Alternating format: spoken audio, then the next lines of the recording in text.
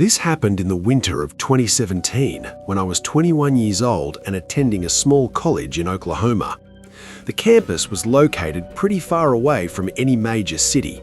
Most of the surrounding area was just fields, woods, and long, empty highways. Finals had just ended, which meant winter break was starting. Most of my friends had already left earlier that day to drive back home. But there was one thing I absolutely hated more than anything else: traffic. So instead of leaving during the busy afternoon like everyone else, I decided I would start my drive late at night. My house was about 4 hours away from campus. At around 11 p.m, I packed my things into my old Ford Focus and started driving. At first, everything felt normal. The highway was almost completely empty. Every once in a while, a truck would pass by. Sometimes I would see distant headlights far down the road, but most of the time, it was just me, the road, and complete darkness. About an hour and a half into the drive, I glanced down at my dashboard and noticed something that made me slightly uneasy. My fuel gauge was almost empty. Now, this wasn't exactly unusual for me. I had a bad habit of driving my car until the tank was nearly empty before refilling it. My friends used to joke about it all the time. They would always say, "One day you're going to get stranded somewhere because of that." And I would always laugh it off and say, "Relax, this car still has at least 20 or 30 miles left even after the needle hits E." But that night, I might have been wrong. A few minutes later, the car suddenly jerked forward. Then it jerked again. Then the engine started making this weird sputtering sound. My stomach immediately dropped. I slowly pulled the car over to the side of the highway. The engine died completely. And just like that, I was stuck. I looked around outside the windshield. There was nothing but darkness. On both sides of the highway were thick woods stretching endlessly into the night. No houses, no gas stations, no lights anywhere. Just the quiet sound of wind moving through the trees. I grabbed my phone and checked the signal. No service, not even one bar. I held the phone up higher and moved it around, hoping something would appear. Nothing. The screen just showed those two words that no one wants to see in that situation. No service. Now I was officially stranded. I turned on my hazard lights and decided I would just wait for another car to pass by so I could ask for help. Almost 20 minutes passed before I saw headlights in the distance. I quickly stepped out of my car and started waving my arms.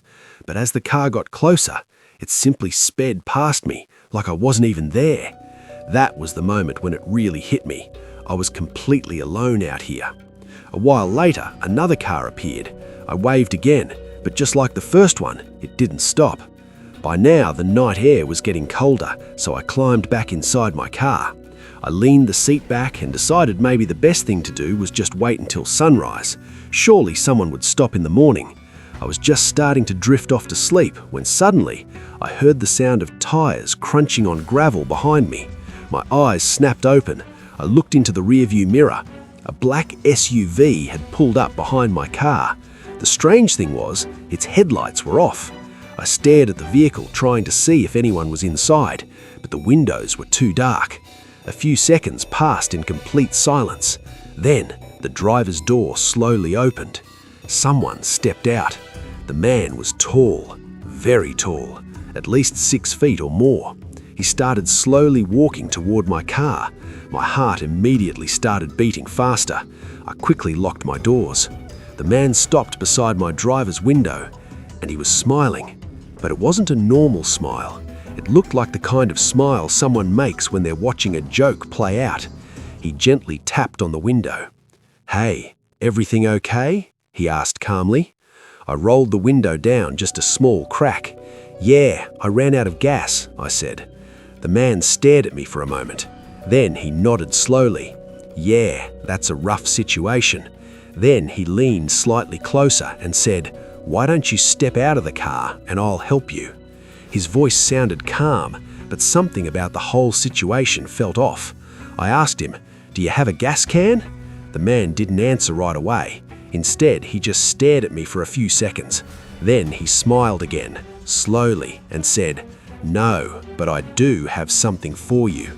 He reached his hand inside his jacket, and in that moment, a wave of fear shot through my entire body.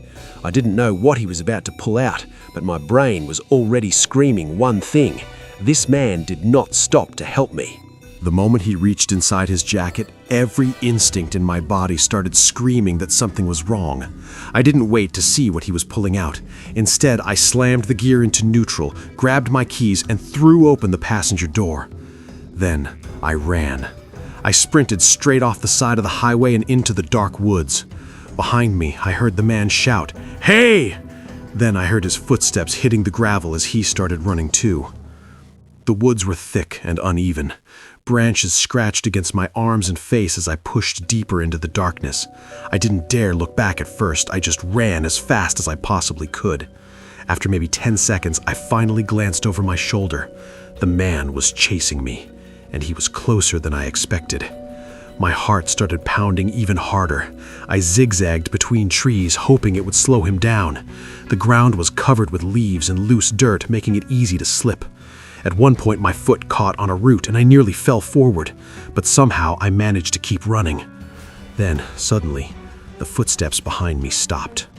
I kept moving another 20 yards before diving behind a large fallen tree. I crouched down and tried to control my breathing. Everything around me was completely silent. Too silent. For a moment, I wondered if maybe he had given up. Then I heard something that made my blood run cold. His voice. Not yelling, not panicking, just calmly speaking somewhere in the darkness. "Come on out," he said. His voice echoed faintly between the trees. "I just want to talk." I stayed completely still. I could hear him walking slowly through the woods now, leaves crunching beneath his boots as he searched. "Running into the woods wasn't a smart move," he said. There was something about his tone that felt incredibly disturbing, like he wasn't even angry, like he was enjoying this. I pressed my back against the fallen tree and covered my mouth with my hand to keep from breathing too loudly. The footsteps came closer and closer. Then suddenly, they stopped. I could hear him standing somewhere nearby, maybe 20 feet away. For several seconds, there was nothing but silence. Then he spoke again, this time much quieter, almost like he was talking to himself. "If you don't come out," his voice paused for a moment, "I'll find you anyway." My entire body froze.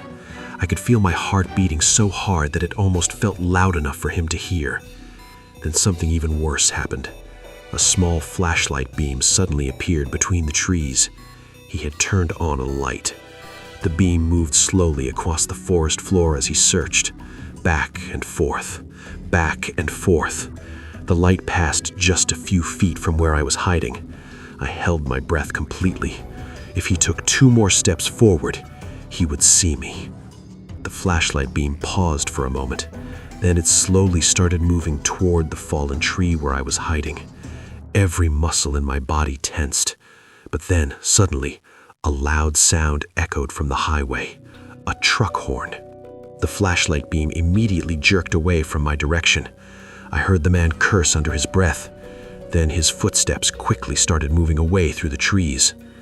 Within seconds, the woods were quiet again. I stayed exactly where I was. I didn't move.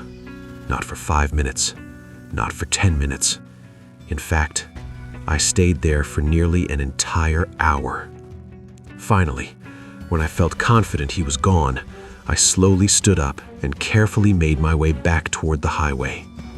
The moment I stepped out of the trees, I immediately noticed something. The black SUV was gone, but my car was still sitting there on the side of the road, hazard lights blinking in the darkness. I cautiously walked toward it. My stomach dropped when I got closer. The driver's door was open. I was absolutely certain I had locked it. My pulse started racing again. I slowly approached the car and looked inside. The glove box had been opened. Everything inside it was scattered across the passenger seat and the floor. My backpack had also been unzipped. Whoever went through the car clearly wasn't looking for gas. They were looking for something valuable. And then I noticed something else, something that made the situation even more terrifying. The man hadn't just searched my car, he had taken something, because the jacket I had left on the back seat was gone, and inside that jacket pocket was my wallet, which meant he now had my ID, my address, my full name. Standing there on that empty highway, one horrible thought crossed my mind. What if that man wasn't just trying to rob me? What if he was planning something much worse? And now he knew exactly who I was.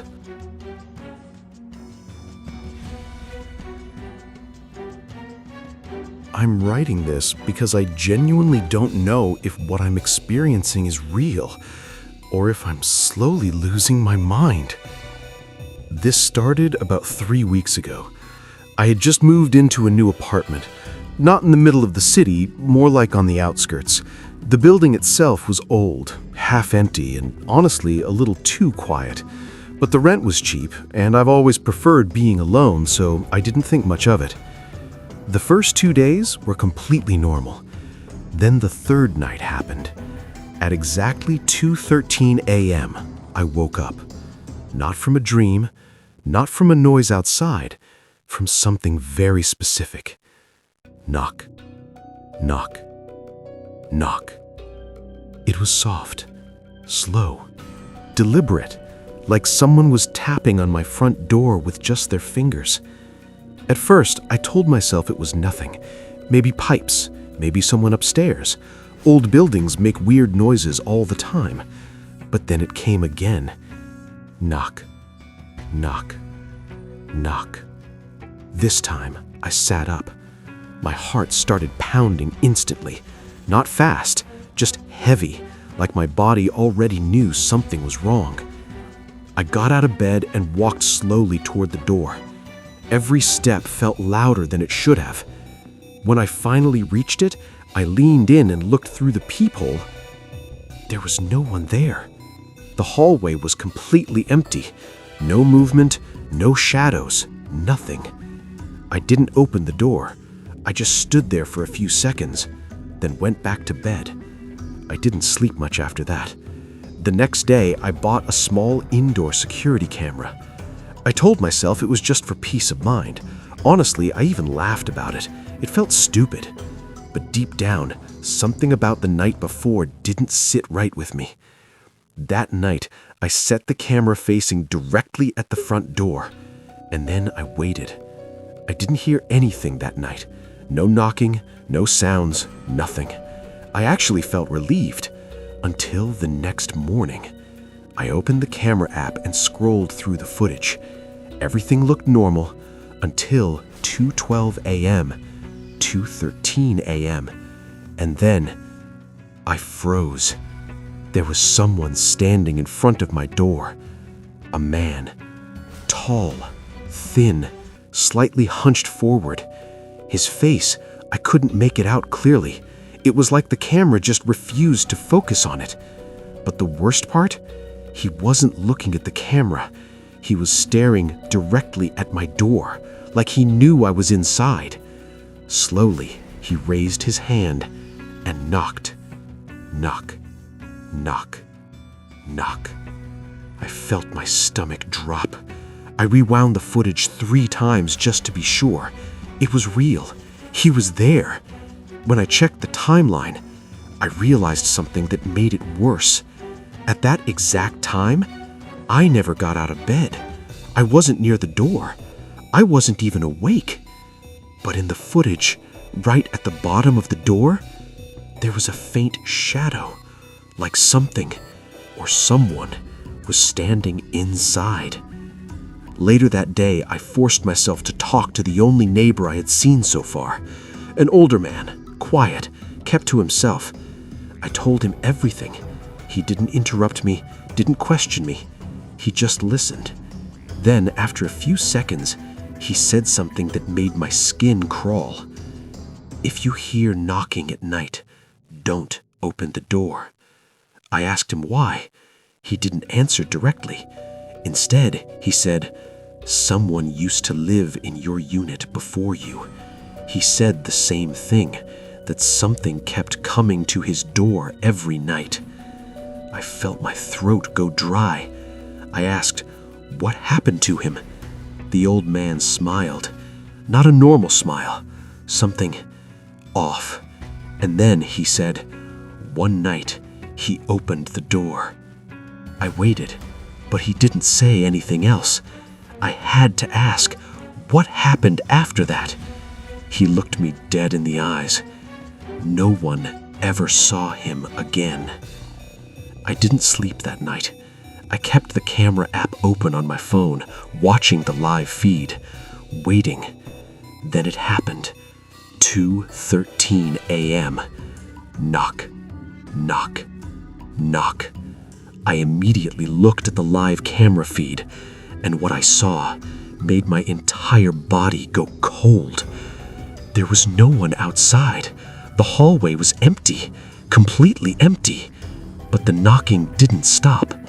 Slowly, I turned my head toward the door, listening carefully, trying to understand where the sound was coming from. And that's when it hit me. The knocking wasn't coming from outside. It was coming from inside my apartment. For a few seconds, I couldn't move. I just stood there, staring at the door, listening. Knock, knock, knock. Same rhythm, same slow, deliberate pattern. But now I knew it wasn't coming from the hallway. It was coming from somewhere inside my apartment. My brain tried to rationalize it. Pipes, walls expanding, someone upstairs. But deep down, I knew those were lies, because this time the sound wasn't echoing. It was too close, too precise, like it was happening right behind the door, or worse, right behind me. My hands were shaking as I looked back at my phone. The live camera was still running. The hallway outside my apartment door was empty. No one there. Nothing moving. And yet, knock, knock, knock. I slowly walked backward, keeping my eyes on the door. I didn't want to turn my back to anything, not anymore. That's when I heard it again, but this time, it didn't come from the door. It came from the hallway inside my apartment, a different direction. My heart dropped, because there's only one thing in that hallway, a small, narrow closet. I stared at the hallway. Total darkness. The kind of darkness where your brain starts filling in shapes that aren't really there. Then, knock, knock, knock. This time, it was unmistakable. It came from inside the closet. Something was knocking from the other side of the door. I told myself it wasn't possible. I hadn't opened that closet since I moved in. It was empty. I checked it myself. No one could be inside. No one could have gotten in without me noticing. And yet, it was happening. I don't know why I did it. Curiosity, fear, or just pure stupidity. But I started walking toward it, slowly, step by step. Every instinct in my body was screaming at me to stop, to leave, to run. But I didn't. I reached out and grabbed the closet handle. Cold, unnaturally cold. The knocking stopped. Complete silence. For a moment, I thought maybe it was over. Maybe I imagined it. Maybe. Then, I felt it. From the other side of the door, something touched the handle. I froze. I wasn't alone. Whatever was inside was holding the handle from the other side. Not pulling, not pushing, just holding it, like it knew I was there. Then I heard it. Soft, slow, wet, breathing, right on the other side of the door. Too close, way too close. And then it spoke. A voice so low, so broken, it barely sounded human, right against the wood. "You heard me this time." My grip on the handle tightened without me realizing. I couldn't let go. I couldn't move. I couldn't even breathe properly. And that's when my phone slipped from my hand and hit the floor. The screen was still on, still showing the live camera feed. I looked down at it, and what I saw completely shattered whatever was left of my sanity. Standing outside my apartment door, in the hallway, was that same man from the footage. The tall, thin one, head slightly tilted, staring directly at the door. My brain couldn't process it, because at that exact moment, something was inside the closet, holding the handle with me, breathing, whispering, and the same thing was standing outside my door. The voice came again, closer this time, right against the wood. "Now you open." I don't remember what happened after that. I just know this. When I woke up, the closet door was open, and my front door was unlocked.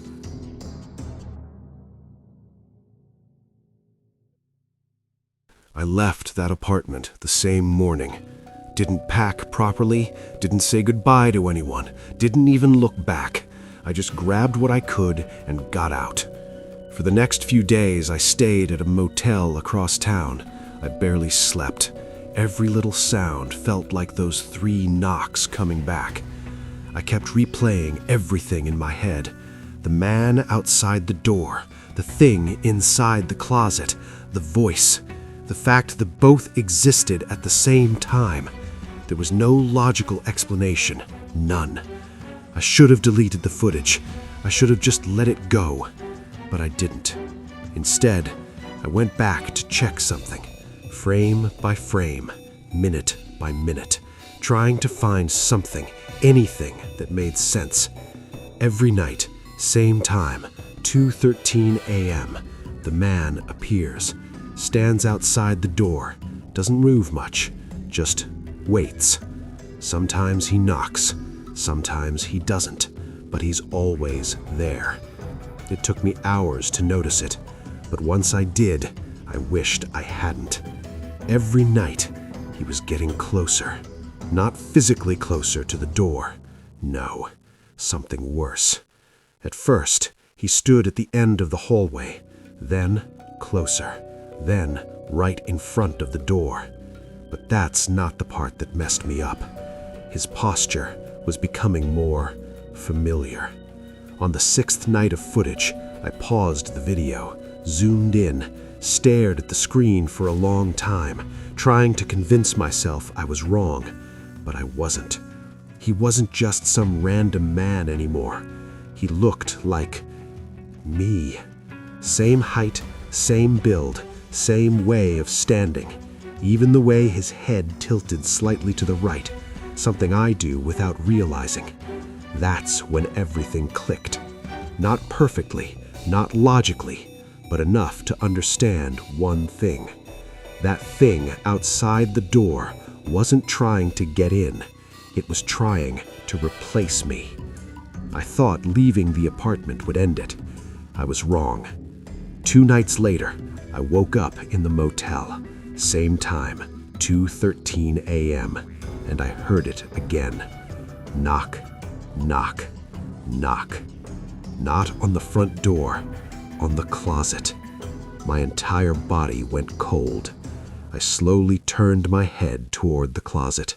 The door was slightly open, just a crack. Darkness inside, but not empty. I could feel it. Something was there, waiting. I didn't open it this time. I couldn't. I just sat there, staring, listening. Then the voice came again. Same broken whisper, same thing. "You left before I finished.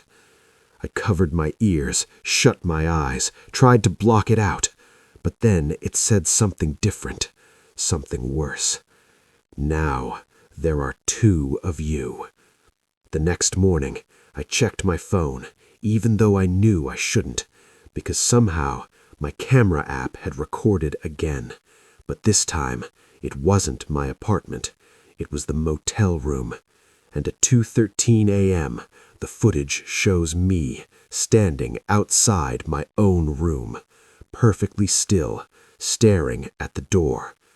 I don't know which one I am anymore, the one inside or the one outside. All I know is this: tonight at 2:13 a.m., I'm going to hear it again. Knock, knock, knock. And this time, I don't think I'll be able to stop myself from opening it. At exactly 2:17 a.m., my phone vibrated. I was half asleep, but something felt off. It wasn't a message. It was a notification from my CCTV app. Motion detected. Living room. My eyes snapped open instantly. I live alone. Small apartment, 3rd floor. And the most important detail, I personally locked the front door before going to bed. Slowly, I picked up my phone, unlocked it, and opened the live camera feed. For the first few seconds, everything looked normal. The couch, the table, the TV, exactly where they should be. But then, something moved. In the corner of the frame, I zoomed in, and what I saw made my spine go cold. Someone was standing in my living room. Their back was facing the camera. Dark clothes, tall, thin, and completely still. Just standing there, like they were waiting for something. My breathing stopped. I sat up in bed, listening. Total silence. But the real horror was just beginning. I kept staring at the camera feed, and then I noticed something. The figure was slowly turning its head. No, not turning. Twisting, like its neck had no bones. 180 degrees until it was facing the camera. And then I saw its face. It was me. My face. My eyes. But that smile wasn't mine. My hands started shaking. I quickly looked around my room. The door was locked. The windows were shut. Everything was secure. So then, how did it get inside? I immediately opened the second camera, the one facing the hallway outside my bedroom. The feed loaded, and I froze.